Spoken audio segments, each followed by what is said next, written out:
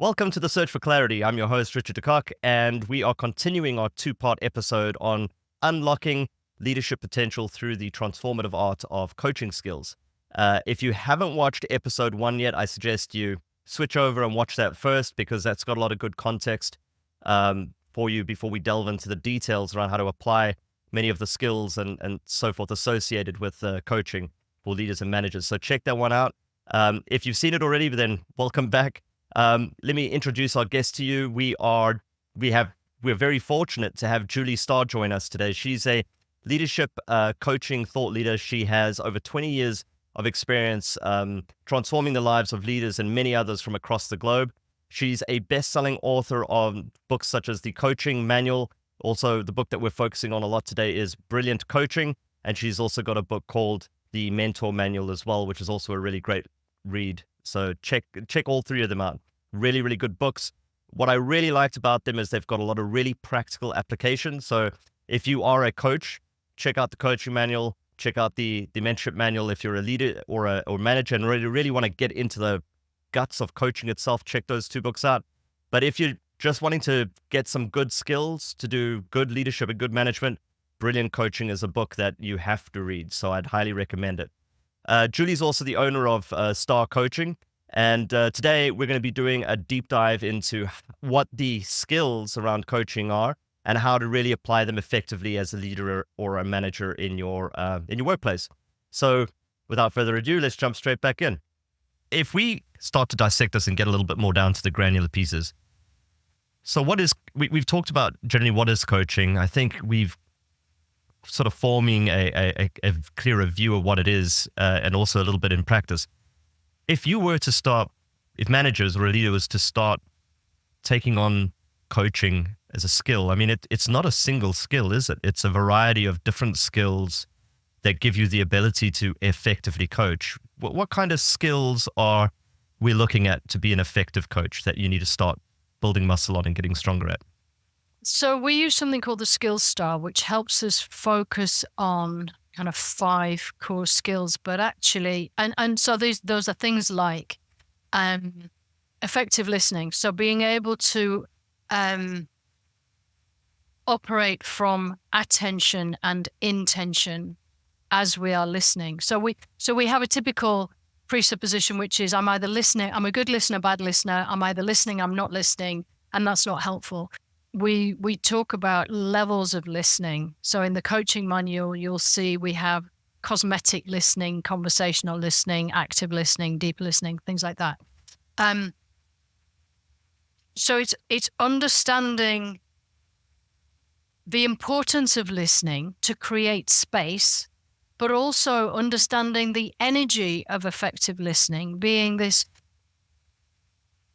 combination, this powerful blend of attention and intention. So what am I attending to as you're speaking, and what is my intention as I am listening?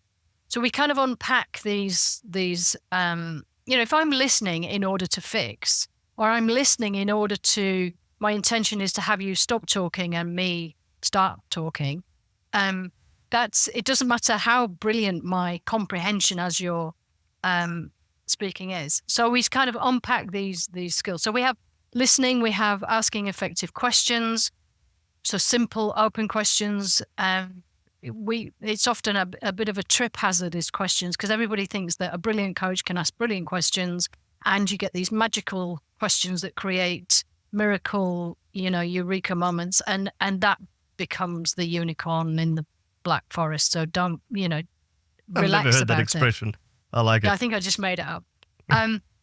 And so far more useful is the principle to simplify your questions, because complex questions confuse people.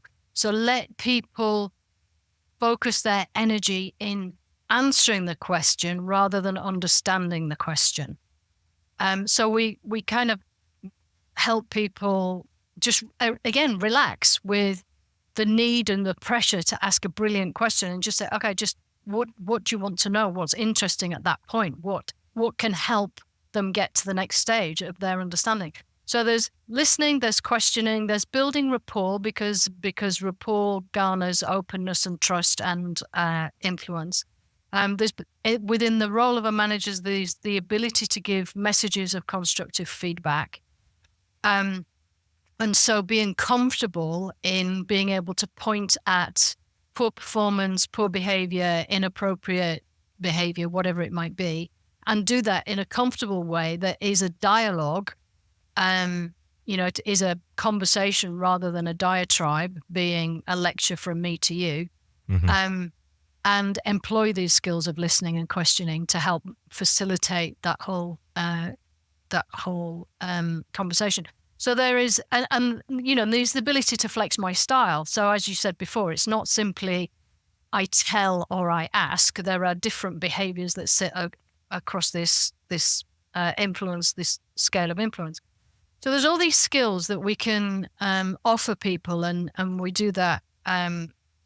We do that really effectively. We found ways to do that. What was frustrating for us in the early years was that we could teach people to use all these skills and then they wouldn't use them, or they would find a reason not to argue against it. And so what we started to realize was mindset, the beliefs, the presuppositions of a manager in a manager's role will overrule the use of these skills and behaviors. Because obviously you can give me the skills that allows me to express the behavior, but if my beliefs and values say I need to look like I'm the boss in the conversation, I need to be in charge, I need to be seen to be in control of the situation, I need to be able to be seen as the most intelligent person in the room, or the smartest, or the one that can always have the solutions, then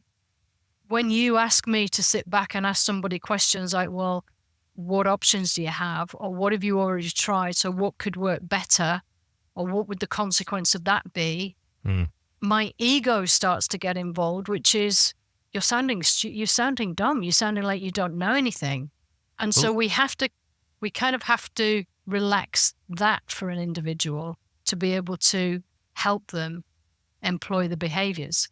I think that's also a problem with the system that someone resides in. I mean, the culture, etc. And I can imagine the mental hurdle it is to try and overcome that within a system that frowns upon that behavior. A very competitive, highly political environment. It's how would you see a leader in a very politically charged, sort of cutthroat environment start to transition to these types of new skills? Well, it's interesting that you asked that, because it brings us back to this subject of authenticity, doesn't it? So if I see this is how the system is, that it seems to be competitive, it seems to be dog eat dog, it seems to be about pushing yourself forward, about taking the credit, being the person that is being perceived as the hero in the situation. Do I want to be part of that? Do I want to moderate my behavior within that to say, I absolutely understand that there is a need for me to, be known, to have some profile, to be seen as a contribution in the environment, and there are things I will and won't do, and I want to have my team shine, and I want people to want to work for me. That's where a lot of my fulfillment comes from. And so it becomes this kind of head-heart game of what do I really want for me, and what do I want for the people around me, and what is my service and contribution, what is the legacy I leave in people's careers, and how do I feel about that? And then trust to the system that says at some point, it might be a longer game, but at some point I'll start to garner such good feeling towards me, or people will start to notice I'm a different kind of leader, and I'm happy to wait for that rather than kind of try and climb over other people and claim credit. And, hopefully those old models, those old paradigms are falling away as people start to think for themselves a little bit more. Sure. Yeah, and our next podcast will be focusing a lot on navigating political environments and so forth. So do catch that, because I think we'll unpack some of those as well. It's a tricky one, because the fear, and getting over that fear is, I think, I suppose it comes back to, and it's a difficult one to unpack in this session, not really the focus for us, but those difficult choices you have to make. If you're in a system that is just not conducive to your development and your growth and your values, there's that tricky decision you need to start looking at. It really is. And it calls into not just authenticity, but integrity. There we go. Absolutely. That, how do I feel about myself within this system? And I had way back when I was a management consultant, and all of that game playing and all of that I recognize it all, and I played all of that game. And there was one particular day when I was asked to do something to somebody else, and I was devastated to have to do it. And I made the decision then. It was one of those catalytic experiences, very galvanizing experiences that says, this is not for me. I will not do this. This is not who I am. And I care not of the consequence now, because I won't do that ever again. It's not, I can't, because we have to live with ourselves, don't we? So we each have our own journey. And this is the journey towards authentic leadership that says, what am I navigating? What star am I navigating from? Is it mine, or is it, the constellation that surrounds me? And I think there's quite a bit of evidence out there from research that sort of illustrates that the more complexity is growing, the more you're trying to control that complexity, the more mental health and mental illness is starting to show, because that integrity, you're living a life that is not aligned to your integrity, your values, massive depression. You can be earning huge amounts of money, but the life you live doesn't, you can't get happiness because you're just not a happy person. So, the research is definitely reflecting that nowadays. I think more so than ever. You would be surprised. I do a lot of one-to-one coaching at very senior exec levels. You would be surprised the mental health issues of people at that, people that are earning literally millions of pounds or millions of dollars, and panic attacks, anxiety, depression. Yeah, it's not, that's not getting any better.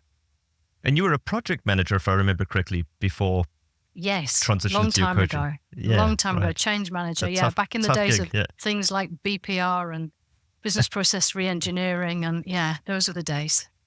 They were indeed. So coming back to, I think we started to talk about some of the challenges leaders would have or face when trying to apply and adopt these skills and put these skills into practice. Yes. We've spoken about, I think, probably one of the more difficult ones, one of the trickier ones that doesn't have a very clear resolution as such. It's, but what other types of challenges might leaders be running into when trying to do this and trying to put these things into practice? Well, multiple.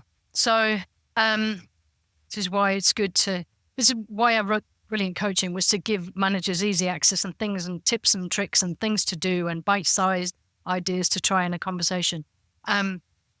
We have this idea of you start covert or overt. So covert means, I've read a bit of a book, I'm going to try and not speak so much in a conversation. I'm going to try and sit on my hands and just not give all the answers. I'm just going to use silence. That would be a place to start. Use some silence. Listen. At some point, we come up against ourselves. We come up against our beliefs, our limitations, our ego's need to fix, to sort, to control, to get ahead in the conversation, to be seen as useful in the conversation in a certain way. So at some point, we come up against ourselves. So that it's this journey of self-awareness that then lays the ground for change, really. So through intention, I intend to help people think and act for themselves in this conversation, or I intend to give more space for the thoughts of the other, or I intend to facilitate somebody else's problem-solving process, and I'm willing to take a backseat in terms of my experience and my advice and my ideas for a while.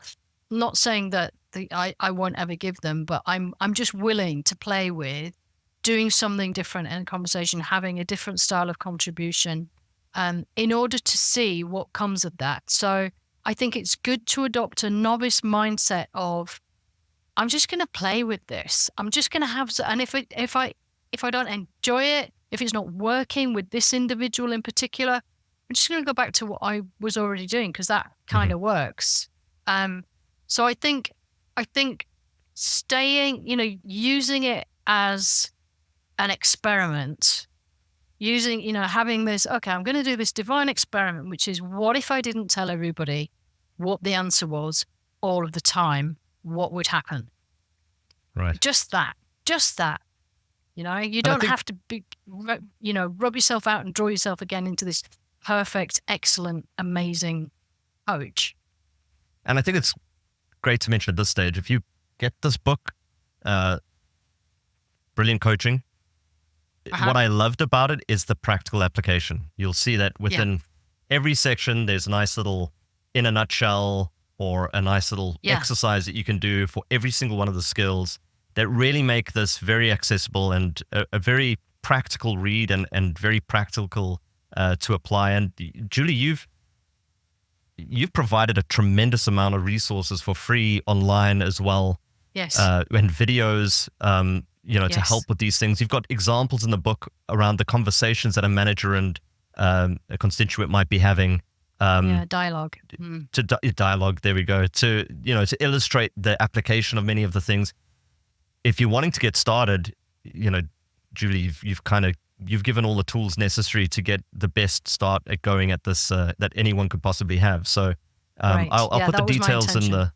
Yeah, absolutely, and it's there. I mean, you're heavily referenced in the coaching arena as one of the thought leaders. So I will put all the links and the details in the transcriptions, etc., for everyone to use. And I definitely recommend people make use of it, because I've seen tremendous benefit from those books. They're very, very accessible and easy to use. Let's talk about some of the scenarios in which you would start to apply these coaching things. My tutor and mentor in coaching, James McLeod, always used to say, you haven't done a good job at coaching if after the session you've spent with someone, you were very tired, you were exhausted. Yes. You're not supposed to be doing any of the thinking. Yeah, working too hard to control the conversation and think of solutions. Completely. So, that was a nice barometer to let me know that, oh man, if I'm exhausted after a session, I have not been applying coaching at all. It's very light touch, let people lead, let people think, and hold the space.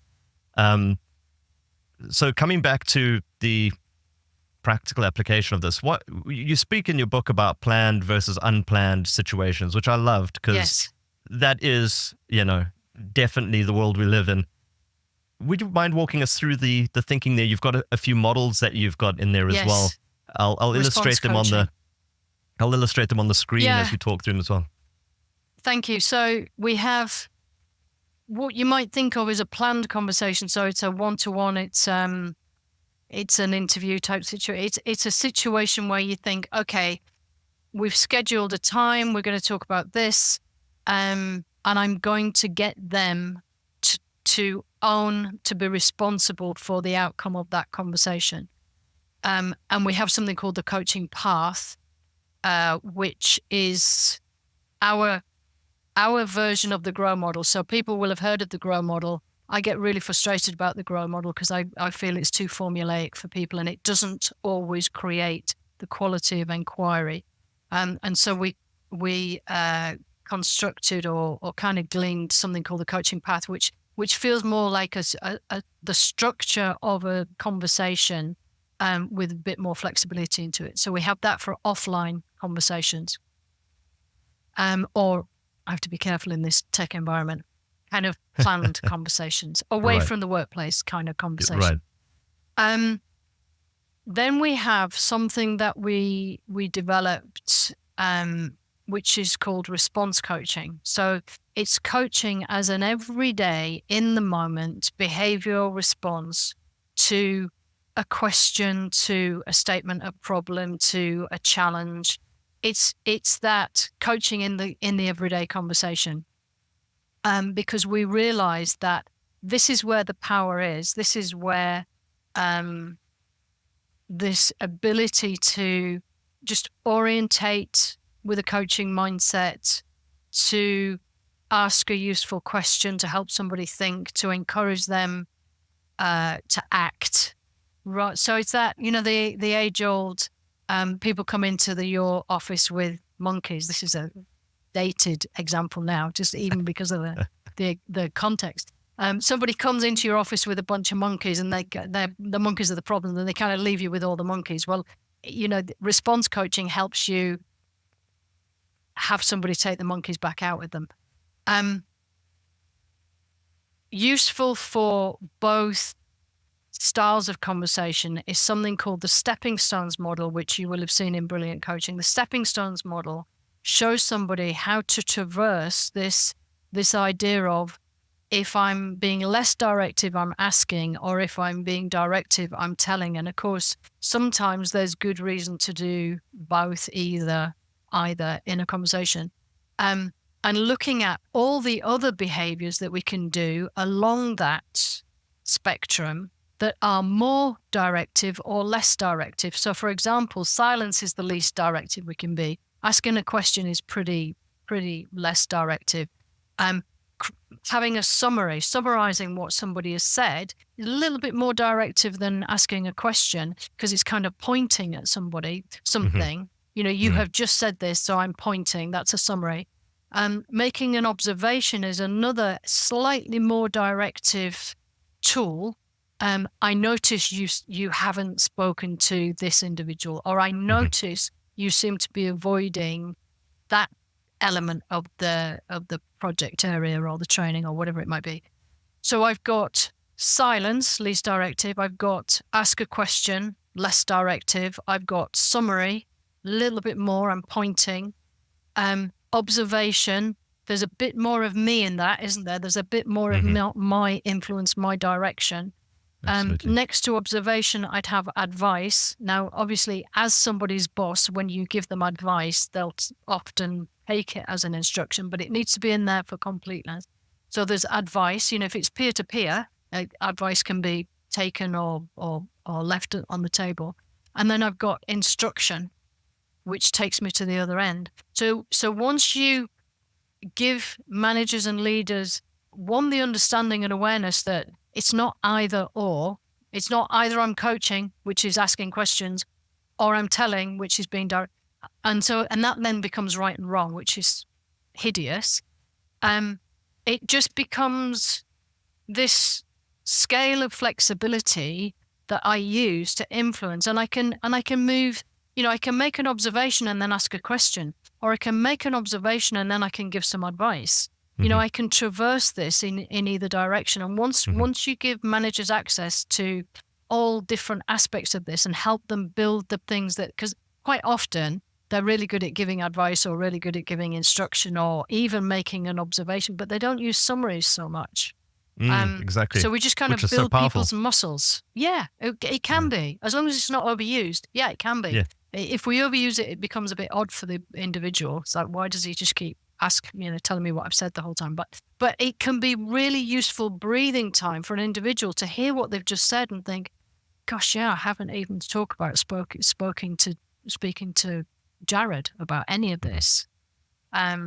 Why is that? Why am I not speaking to because I think Jared's quite a difficult, tricksy character. That's why. So yeah, surface insight, awareness, understanding, we give people space, and the stepping stones model allows us to do that.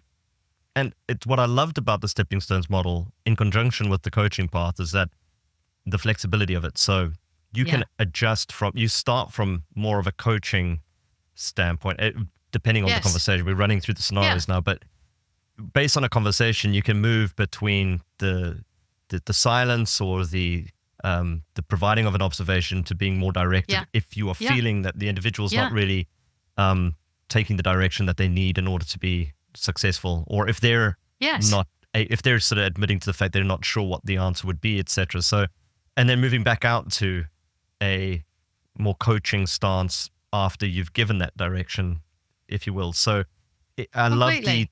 it becomes like a dance between the person you're speaking to and yourself, the Yes. instruction, the level of instruction needed.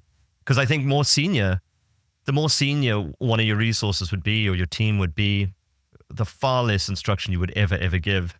If you've got a very young set of people who've just started or entered into the workforce, they're going to need a lot more of that instruction. So I loved the fact that it was so adaptable to Yeah. those different It is. scenarios.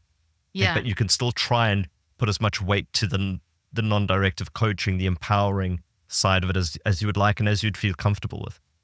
Yes. And it responds to this frustrated manager that says, this wouldn't work with this person in my team. Absolutely, yeah. Because they're either not confident, or they are quite stubborn at the moment, which isn't always the best reason to comply with their attitude. But it allows people to say, okay, not everywhere, not with everyone, with these people in these situations, I'm comfortable to use these styles and I'm comfortable to build this flexibility. And then when I get more confident and comfortable with this style, then I'll start to employ it with these trixier characters that like to kind of sit on the stands and, refuse to jump on the pitch in the conversation. So it responds to that manager that says, this won't work because I can't ask everybody what they do. And also when people come up with lousy solutions, because sometimes people come up with lousy solutions. Sure. And you have to have a tool that says, let me make an observation. I think if we do that, I think the consequence will be this, or I think HR will have something to say about that. And, I can make an observation and then I can say, okay, how can we comply with legislation and still employ this person within this period, whatever it might be. So I can put kind of conditions around solutions a little bit more. I can help people start to understand a syntax of thought. It just it ultimately, as the manager, it puts me back in the driving seat a little bit in terms of when I step forward and when I step back in the conversation. And how would you know that you are starting to master these skills?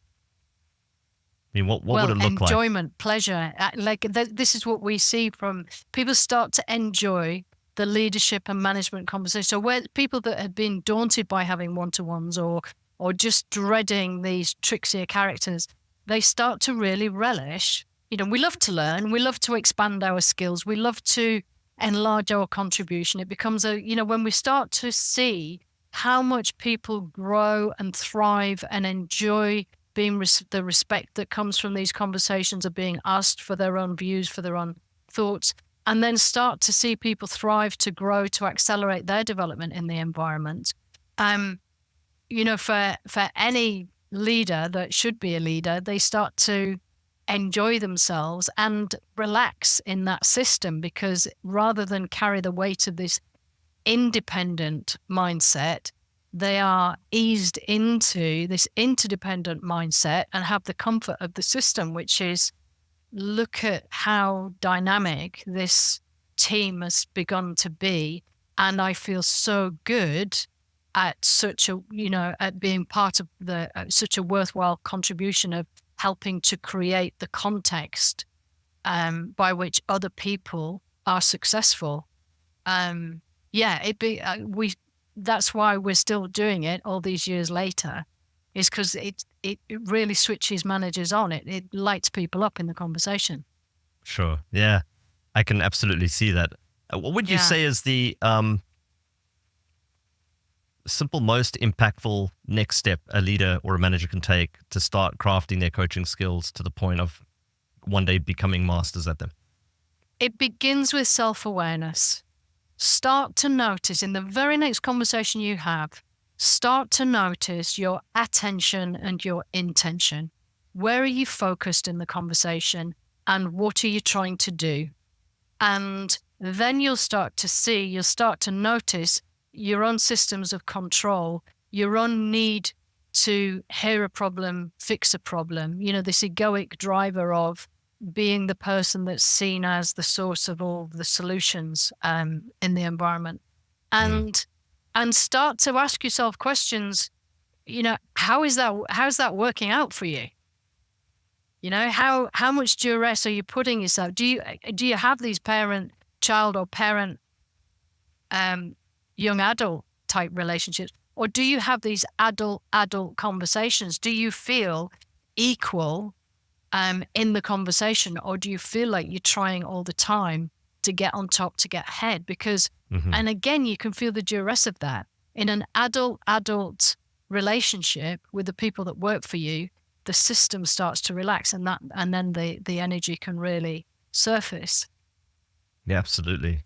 And so I think, if you were to take the single most important and practical message you wanted to provide, if this was the platform, yes, that you were able to send one simple, most practical message out there to managers and leaders who were going to start this journey, what would that message be? Simple and practical. Your key, if you were to harness all of your learnings. I would ease up on yourself. I would say that most managers, if not all managers that I work with one-to-one, and execs that I work with one-to-one, are giving themselves a hard time about their role. They put themselves under incredible pressure to perform, and this access, the revelation of the power of the authentic self becomes further away. And this easing of the system is essential to the realization of that. So I would say, give yourself a break, just ease up. Striving to achieve the next level, I think, is less relevant than lightening your own load so that you float to the next level, so that through the rising process, let that be a natural thing that says, relax yourself a little bit, give yourself a break in terms of what you're trying to do, and try and become more self-aware. It's know thyself. It's become more self-aware, and if the services of a one-to-one exec coach is available to you, that might be one way to support yourself. Yeah, absolutely. And do you provide coaching services through your organization on a one-to-one level? Yeah, Julie? we absolutely do. Yeah, we absolutely do. Fantastic. I have a very short list of people that I coach just because of everything else that I'm doing, but it's it's an incredible contribution to make in the environment. Yeah, it is literally life-changing. Well, I'll put those details into the transcript as well. Thank you. Thank you. Of course, I do coaching, so I will leave those details for anyone who wants to do coaching. So you've got so many choices. But Julie, it's been magical. I've really loved chatting to you, and thank you. I will just again stress to everyone listening and watching this: you have to get these books.